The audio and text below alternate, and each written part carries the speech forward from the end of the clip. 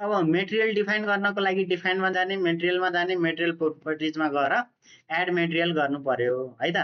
Add मेटेरियलमा गएर reason India राख्नु पर्यो। मेटेरियल टाइपमा चाहिँ के गर्नु पर्यो अरे, के अब स्टिल कि कन्क्रिट भनेपछि के डिफाइन गर्न लाग्नु भयो। रिबारको लागि रिबार छ है लिस्टमा, कन्क्रिटको लागि कन्क्रिट छ, ठिक छ। भनेपछि कन्क्रिट गर्नु पर्यो भने कन्क्रिट सेलेक्ट गर्नु, त्यसपछि ग्रेड तलपट्टि चुज गर्नु पर्यो। मिनिमम कतिबाट स्टार्ट गर्नु पर्यो, M20 स्ट्रक्चरको लागि है त। भनेपछि M20 नै राखिदियो हामीले। यसलाई ओके गरिदिँदाखेरि के आयो, यहाँ नेमहरू आयो, M20-1 भनेर आयो। किन -1? हिजो नै डिफाइन गरिसकेको छु, त्यहाँ लिस्टमा छ। त्यसपछि यसलाई जस्ट ओके गरिदिनुहोस्। यहाँ हेर्नुहोस् थप्यो है। हिजै हामीले M20 र HOST 500 डिफाइन गरिसकेका छौँ। त्यसै गरी अब रिबार डिफाइन गर्नु पर्यो भने एड मेटेरियल, रिजनमा इन्डिया राख्ने, मेटेरियल टाइपमा रिबारमा आएर त्यसपछि इन्डियन, अनि यहाँ चाहिँ रिबारको ग्रेडहरू छ ल। माइल्ड स्टिल है, टर्सन रेसिस्टेन्ट, यसलाई पनि HOST नै भन्छ।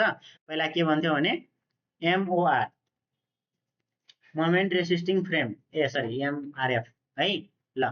भनेपछि यसलाई चाहिँ मोमेन्ट रेसिस्टिङ TOR भन्थ्यो क्या, टेन्सन अफ मोमेन्ट टर्सन रेसिस्टिङ बार भन्थ्यो है, टर्सन रेसिस्टिङ बार भनेर भनिरहन्थ्यो ल। अहिले चाहिँ HOST 500 भनिरहेछ। अनि त्यसपछि यहाँबाट अब कुन बार युज गर्नु पर्यो, मैले के भनेको थिएँ हिजो, मेटेरियल तपाईँको लोकालिटीमा कुन ग्रेड एभाइलेबल छ त्यही अनुसार युज गर्नु पर्यो हो।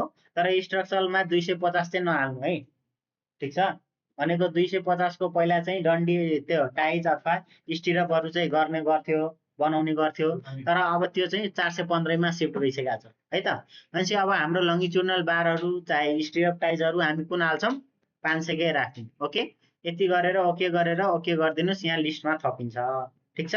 अब यो दुईटालाई मैले के गरिदिएँ, डिलिट गरिदिएँ। हिजो डिफाइन गरिसकेको थिएँ नि ल, मैले डिलिट गरिदिएँ। ओके, तपाईँहरूले चाहिँ यसरी डिफाइन गर्नु। अब हामी सेक्सनभित्र आउन, जे कुरा पनि डिफाइन गर्नु छ डिफाइनभित्र के। ओके, फेरि डिफाइनमा आए, सेक्सन प्रोपर्टिज फ्रेम।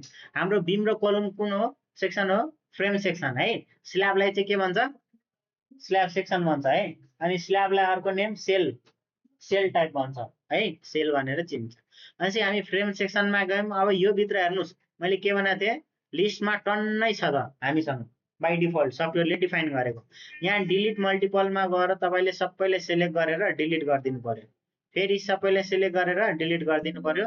यसले एटलिस्ट एउटा चाहिँ बाँकी राख्छ भनिरहेछ हो, एउटा बाँकी राख्यो नि। त्यसपछि चाहिँ हामी एड न्यू प्रोपर्टीमा गएर यहाँसम्म कन्क्रिटमा गएर अब हेर्नुहोस् है, यहाँभित्र के गर्नु पर्यो। यसमा आएर चाहिँ हामीले के गर्नु पर्यो, नेम लेख्नु पर्यो, के डिफाइन गर्न लाग्यो। फर इक्जाम्पल मैले बिम डिफाइन गर्न लागेको छु भने मैले बिम भने साइजको नेम लेख्नुहोस् आफूलाई चिन्ने गरी है त। मैले 10 बाई कति भनिदिएँ अरे, 14 को भनेर बिम भनिदिएँ हो। त्यसपछि ग्रेड अफ मेटेरियल चुज गर्नुहोस्, कतिको, M20। अनि यहाँ चाहिँ हामीले अब डेप्थ र विड्थ हाल्नु पर्यो। डेप्थ कति छ, 14 हो कि न, 14 इन्चेस हाल्नु, सिम्बल इन्टर गर्नुहोस् आउँछ है त। विड्थ चाहिँ कति छ हाम्रो, 10, भनेपछि 10 इन्ची गरेर इन्टर गर्नुहोस् हो। अब यहाँभित्र चाहिँ दुईवटा कुरा मिलाउनु पर्छ है हामीले ल। एउटा चाहिँ के छ भने यहाँ रेन्फोर्समेन्टको लेआउटहरू छन् है। अब डिजाइन टाइपमा हाम्रो अहिले के डिफाइन गर्न लागेको छौँ, बिम। भनेपछि M3 डिजाइन अन्ली बिम भनेर है। अब यो M3 भने के हो, यो कुरा अहिले म त्यहाँ कोरेर भन्नु, ठिक छ। त्यसपछि अर्को कुरा हाम्रो यहाँ लङ्गिट्युडनल बारको चाहिँ के हुनु पर्यो, ग्रेड HOST 500, HOST 500। ओके ल, यो लङ्गिट्युडनल र कन्फाइनमेन्ट बार भने के अरे, कन्फाइनमेन्ट भने बिम हो भने स्टिरअप, कोलुम हो भने टाइज। ओके ल, अनि त्यसपछि यसको क्लियर कभर चाहिँ बाई डिफल्ट 60 राखिदिए नि भयो, किनभने हामीले डिजाइन गर्न लाग्यो, चेक गर्न लाग्यो हो, होइन नि हो। भनेपछि डिजाइन गर्ने बेलामा चाहिँ तपाईँले यति नै राखिदिँदा हुन्छ है त, 60 नै राखिदिँदा हुन्छ। अथवा चाहिँ अर्को तरिकाले पनि राख्न सक्नुहुन्छ। हाम्रो बिममा क्लियर कभर कति, 25 प्लस स्टिरअपको साइज बार 8 mm प्लस 8 है, सरी ठिक छ ल। हाम्रो यहाँ के भनेको छ, सेन्ट्रोइडसम्म इफेक्टिभ कभर भनेको छ हो। भनेपछि 8 प्लस अब बार चाहिँ कुन युज गर्नुहुन्छ, बिममा मानौँ कि 16 mm को बार युज गर्छौँ हामी म्याक्सिमम साइज। भनेपछि 16/2 इन्टर गरिदिनुहोस्, 41 mm आयो है। भनेपछि तलमाथि तपाईँले के गरिदिनु पर्यो, 41 mm राखिदिनु पर्यो हो। त्यसपछि यतापट्टिको जुन छ नि, यो चाहिँ हाल्नु पर्दैन हामीले क्या, टु बी चेक जति बेला गर्छौँ नि त्यति बेलाहरू हाल्ने। अहिले यो जस्ट डिजाइन गर्न नयाँ मेम्बर, भनेपछि यसमा ओके गरिदिनुहोस् यति मिलाएर है त। ओके गरिदिनुहोस्। त्यसपछि चाहिँ अर्को स्टिफनेस मोडिफायर भन्ने छ है, यसको कुरा म अहिले गरौँला पछितिर, ठिक छ। किनभने यो कोलम र बिमको एकैचोटि त्यहाँ हामीले यसको एक्सप्लेन गरेर अनि पछि आएर यसलाई मोडिफाई गरौँला, हुन्छ। अहिले मैले ओके गरिदिएँ। यति गरिसकेपछि तपाईँले जस्ट ओके गरिदिनुहोस् है। थप्यो बिम। अब चाहिँ यसलाई सेलेक्ट गरेर डिलिट गर्दा हुन्छ है त। यसलाई सेलेक्ट गरेर डिलिट गरिदिनुहोस्, ओके गरिदिनुहोस्। अब फेरि एड न्यू प्रोपर्टी गर्नुहोस्। त्यसपछि यहाँ आएर हामीले अब के डिफाइन गर्ने रे भन्नुहोस् त। ल सेकेन्डरी बिम पनि गरौँला। अहिले अब कोलुम गर्न लाग्यो ल है। 14 बाई कति रे 14 को हामीले बनायौँ। मेटेरियल कतिको राख्ने M20। त्यसपछि अब यहाँ डेप्थ कति 14 इन्ची, विड्थ कति रे विड्थ पनि 14 हो ल।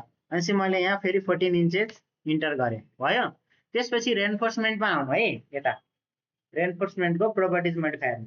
अब यसमा चाहिँ हाम्रो टाइप के हो, अहिले के एसाइन गर्न डिफाइन गर्न लाग्यो हो, कोलुम हो कि नै। अनि यहाँ PM2 M3 भनेर डिजाइनमा हाल्नु पर्यो है त। के अरे योमा कोलुममा चाहिँ डिजाइन के गर्न लाग्यो त्यसमा टिक गर्नु पर्यो, ठिक छ। त्यसपछि लङ्गिट्युडनल डिबारहरू मिलाउनुहोस् है, HOST 500 अनि कन्फाइनमेन्ट बारको पनि HOST 500। त्यसपछि यहाँ ओरिएन्टेसन के छ तपाईँको, सर्कुलर हो कि रेक्टेङ्गुलर हो। पहिला नै हामीले रेक्टेङ्गुलर भनेर भित्र आइसकेका छौँ हो, अनि रेक्टेङ्गुलरमै ठिक छ। यदि तपाईँको सर्कुलर हो भने स्पाइरल टाइजहरू आउँछ, थाहा छ, सर्कुलर कोलममा। अनि त्यो अनुसार यहाँ टाइजहरू चेन्ज गर्न सक्नुहुन्छ। अहिले मैले टाइजै भनिदिएँ, रेक्टेङ्गुलरै हो हाम्रो कम्पोनेन्ट, ठिक छ। त्यसपछि यहाँ हेर्नु पर्यो, यो छुट्याउनु भएन। चेक स्ल्यास के भन्न छ डिजाइन हो भनेको। तपाईँले अहिले डिजाइन गर्न लाग्नु भयो कि चेक गर्न लाग्नु भयो, डिजाइन है।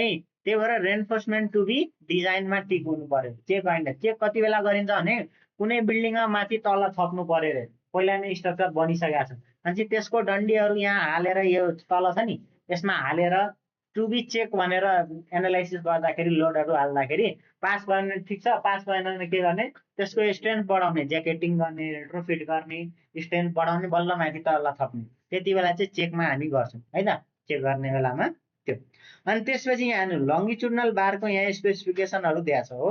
क्लियर कभर कति कोलुममा 40 mm, 40 mm छ यहाँ भनेको छ नि क्लियर कभर। त्यसपछि number of bar in each faces भनेको छ। अब डिरेक्सन 2 र 3 भनेको छ, हेर्नुहोस् त। डिरेक्सन 3 भनेको युएसको एलोङमा भयो हो, यो माथिपट्टिको बार कतिवटा रहेछ डिरेक्सन 3 मा 3 वटा, हेर्नुहोस् त 1 2 3, तल पनि 1 2 3, यो फेस के डिरेक्सन भनिरहेछ। अनि 3 डिरेक्सनमा कति 3 वटा रहेछ, यहाँ 3 रहेछ हो।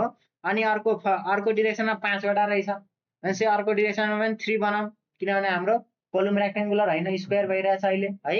अब यो चाहिँ चेन्जेस भ्यालुहरू अहिले यहाँ चाहिँ चेन्ज नगरे नि बाई डिफल्ट गरे नि यसले केही फरक पार्नेवाला छैन है।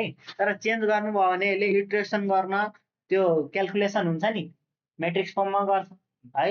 इटरेटिभ प्रोसेस हो यिनीहरू, त्यही भएर उसलाई इटरेसन गर्न सजिलो हुन्छ। मैले 3 हाल्छु। त्यसपछि लङ्गिट्युडनल बार कुन युज गर्ने रे, हामीले 20 mm बार युज गर्ने है। त्यसै गरी अनि कर्नरमा जुन बारहरू छ नि यो पनि 20 mm को युज गर्यो भने 20-20 सेलेक्ट गरिदिने है त। फरक युज गर्नुहुन्छ भने फरक बार, यसले खासै केही फरक पार्ने छैन अहिले। यो चाहिँ जेनरली टु बी चेकमा टिक गर्नुहुन्छ नि, त्यति बेला त एक्ज्याक्ट कोलुममा जुन युज भएको छ त्योहरू हालेर चेक गर्नलाई यो दिए अप्सनहरू है त। डिजाइन गर्ने बेलामा यिनीहरूको खासै त्यस्तो त्यो छैन ल। अनि कन्फाइनमेन्ट बार भनेको कति mm 8 mm को राख्नु पर्यो, टाइज के टाइज है ल। त्यसपछि यति भइसकेपछि अब स्पेसिङहरू यहाँ भनिरहेछ, हामीले केही गर्नु पर्दैन। यति गरिसकेपछि ओके गरिदिनुहोस् है त। हाम्रो यो डिफाइन भयो, हेर्नुहोस् त। यो डिरेक्सनमा पनि 3 वटा बार आछ, यो डिरेक्सनमा पनि 3 वटा बार आछ है ल। अब स्टिफनेस मोडिफायर भनेको यो चाहिँ हामी अहिले गर्दैनौँ, पछि यसको थ्योरी हेरेर गरौँला मोडिफायर। यति गरिसकेपछि तपाईँ जस्ट ओके गरिदिनुहोस्, हाम्रो यो डिफाइन भयो। त्यसपछि बिमलाई सेलेक्ट गरेर यसको कपी बनाउने है। के अरे कपी बनाउँदाखेरि यो भित्रको केही मिलाउनु पर्दैन, सबै मिलेर आउँछ है त, सबै मिलेर आउँछ। जस्ट तपाईँले यहाँ नेम चेन्ज गरिदिनु पर्यो, एस बिम, ठिक छ। कतिको 9/12 को, ठिक छ ल। यति गरिदिएँ। त्यसपछि मैले यसलाई के गरिदिएँ भने ओके गरिदिँदा हुन्छ। यहाँ चाहिँ मिलाउनु पर्यो है, डेप्थ टु विड्थ मिलाउनु। डेप्थ कति छ हाम्रो 12 इन्चीको, विड्थ कति छ 9 इन्चीको है। अनि यसलाई सेलेक्ट गरेर 9 इन्ची गरिदिनुहोस्, इन्टर गर्नु भयो यहाँसम्म। यति भएपछि यसलाई ओके गरिदिनुहोस्, हाम्रो डिफाइन भयो लिस्टमा थप्यो।